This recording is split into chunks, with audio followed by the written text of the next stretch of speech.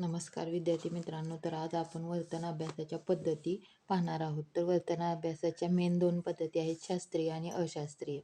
शास्त्रीय पद्धतीच्या 4 पद्धती आहेत वर्तन अभ्यासाच्या: प्रायोगिक पद्धती, जीवनवृत्तांत पद्धती, सर्वेक्षण पद्धती आणि मनोविश्लेषण पद्धती. या 4 पद्धती शास्त्रीय आहेत. तर अशास्त्रीय पद्धती 3 आहेत: पर्यक, दंतकथा आणि आत्मनिरीक्षण. तर आपण आज प्रथम निरीक्षण पद्धत म्हणजेच अप्रायोगिक पद्धत पाहूया. तर निरीक्षण म्हणजे बारकाईने पाहणे किंवा सहेतुक पाहणे होय. निरीक्षणाचे परत 4 प्रकार आहेत. तर आत्मनिरीक्षण पद्धत, परनिरीक्षण किंवा बाह्यनिरीक्षण किंवा वस्तुनिष्ठ निरीक्षण, सामान्य निरीक्षण आणि नियंत्रित निरीक्षण. आता ह्याच्यावर आपल्याला उपयोजनात्मक पद्धतीचे प्रश्न विचारले जातात. तर आता आपण पहिल्यांदा निरीक्षण पद्धतीची आत्मनिरीक्षण पद्धती पाहूया. आत्मनिरीक्षण म्हणजेच काय, तर स्वतःचे स्वतः जे निरीक्षण असतं त्याला काय असतं, आत्मनिरीक्षण म्हणतात. आता मन ही प्रयोगशाळा असते ह्या निरीक्षणामध्ये, आणि प्रयोजक दोन्ही पण एकच असतात. त्यामुळं आत्मनिरीक्षण आत्मनिष्ठ असते आणि व्यक्तिसापेक्ष वेगवेगळे असते. तर दुसरी आहे बाह्यनिरीक्षण म्हणजेच वस्तुनिष्ठ निरीक्षण. कारण आपण ज्यावेळी दुसऱ्याचे निरीक्षण करतो त्याला बाह्यनिरीक्षण म्हणतात, आणि नैसर्गिक परिस्थितीत व्यक्तीच्या, प्राण्यांच्या वर्तनाचे निरीक्षण केलेले निरीक्षण म्हणजेच वस्तुनिष्ठ किंवा बाह्य निरीक्षण असे म्हणतात. आता सामान्य निरीक्षण म्हणजे काय, तर आई वडील, शेजारी, वडीलधारी माणसे मुलांचे जे निरीक्षण करतात त्याला काय म्हटलं जातं, सामान्य निरीक्षण असं म्हटलं जातं. पुढला प्रकार आहे आपला नियंत्रित निरीक्षण. आता ह्या नियंत्रित निरीक्षणामध्ये काय असतं, तर मुलांच्या मनोवृत्तीचा व वर्तनाचा अभ्यास नियंत्रित वातावरणात केला जातो. आणि निरीक्षणात भोवतालची परिस्थिती ही कृत्रिमरित्या तयार केली जाते. म्हणजेच ते निरीक्षण एखाद्या प्रायोगिक खोलीत केले जाते. या पद्धतीत प्रयोगाचा वापर केला जात नसल्यामुळे या पद्धतीला अप्रायोगिक पद्धती असे सुद्धा म्हणतात. जे वॉटसन या वर्तनवादी मानसशास्त्रज्ञांनी ही पद्धती अधिक उपयुक्त असल्याचे दाखवून दिले. आता नियंत्रित निरीक्षणाची पद्धत ही अधिक उपयुक्त आहे हे कोणत्या सायंटिस्टनं दाखवलं, तर वॉटसन यांचं नाव घेतलं जातं. तर याच्यावर प्रश्न विचारून झालेला आहे.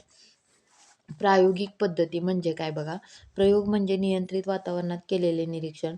कोणत्याही प्रयोगाचे 2 प्रमुख हेतू असतात: प्रयोग आणि काही नवीन शोधून काढावयाचे असते, किंवा अगोदर जे प्रयोग सिद्ध केले आहेत ते काय करायचे असतात, पडताळून पाहायचे असतात.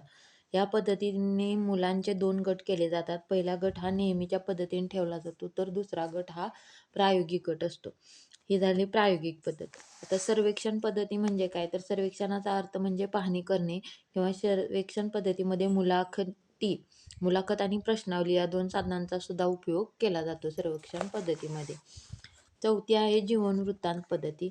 आता काही व्यक्तीच्या वर्तनाचा सखोल अभ्यास करण्यासाठी किंवा एखाद्या व्यक्ती समूहाचा सूक्ष्मपणे अभ्यास करण्यासाठी वापरली जाणारी पद्धती म्हणजे जीवनवृत्तांत पद्धती. म्हणजे एखाद्या व्यक्तीच्या बालपण, अनुभव, परस्पर संबंध, अभिरुची, कलावृत्ती, बुद्धिमत्ता, समायोजन, आशा, आकांक्षा, गुणदोष या विविध बाबीविषयी या माहिती आपल्याला जीवनवृत्तांत पद्धतीने मिळते.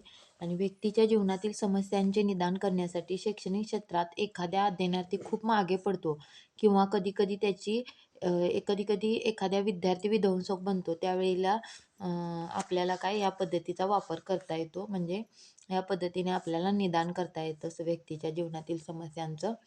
एखाद्या वेळी न्यूनगंडाने पुचारला जाऊन अकार्यक्षम होतो विद्यार्थी त्यावेळेला. आणि जीवनवृत्तांत पद्धतीमध्ये संबंधित व्यक्तीचे नातेवाईक, मित्र, परिवार, शिक्षक, त्यांच्या सहवासातील अन्य व्यक्ती, शेजारी अशा व्यक्तींचे सहकार्य जरुरी असते.